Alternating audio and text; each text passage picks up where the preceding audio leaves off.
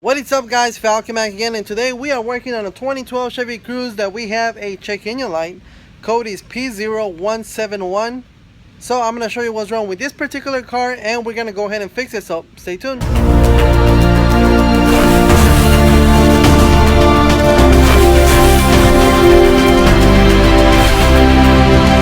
guys, so here we are. This is the code that we're getting, P0171 right there.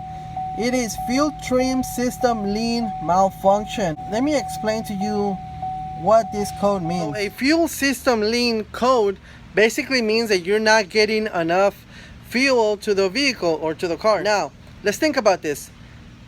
You have your air to fuel ratio that the vehicle controls, and it's supposed to have a certain amount of air to a certain amount of fuel.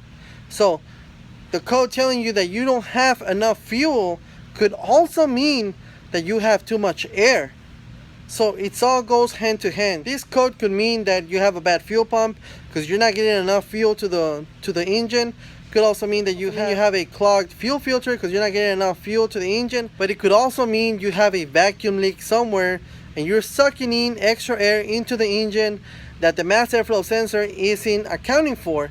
Therefore, you're getting not enough fuel for the air that the engine has. So in this particular Chevy Cruze, basically what we have going on right now is that we have a bad PCV valve. PCV valve has failed, it has a leak on it, and it's sucking in extra air into the engine, therefore causing that code to come up. Let me show you that PCV valve just sucking air in. Here is the engine is on. Of course, as you guys can see, the PCV valve is going to be down here. So all we're going to do is remove this little cover here. This is the PCV valve here, and if I put my finger here,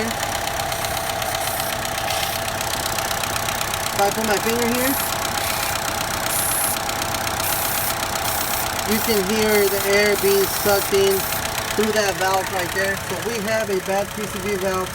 So what we're going to do is go ahead and replace the entire valve cover because this PCV valve is not serviceable on its own, so we have to replace the entire valve cover. Alright, for starters, we need to remove this coil pack here. It is two T30 bolts that we gotta remove, and that little orange tab. Push it back and then remove this connector here so we can take off that coil pack right there. After we take out those bolts, the coil pack is gonna come out straight up. Alright, so here we are. I removed the coil pack right there. Like I said, just the connector, those two T30 bolts that come right there on the top. Now it was just a matter about getting these connectors or wires out of the way. So this one just flips straight up. I undid this connector here and on the side just so I can have more wiggle room. And now all I'm doing is moving them up to the side. Same thing on this one over that way. And all we got left to do basically is just undo all these screws right here all the way around and just pull the valve cover straight up. Of course, I took off the oil cap, and the oil dipstick is gonna go over there to the side. But that is it. Really no need to disconnect anything else. I'm just going to remove that, pull it straight up. Also, just in case you're wondering, this is the part number for the valve cover. Comes valve cover and gasket. That's the part number right there, straight from the dealer. It's only $50, so it might as well get a brand new one from the dealer. It's only $50, so not expensive at all. So now I'm going to undo all those bolts all the way around and just pull it straight up. Alright, so here we are. Valve cover is completely loose. We're just gonna move this out of the way very carefully and then just pull it straight up. Then I'll show you how it looks inside. Alright, so here we are. I already removed it and I cleaned out all around the edges where the new valve cover with the new gasket is gonna sit.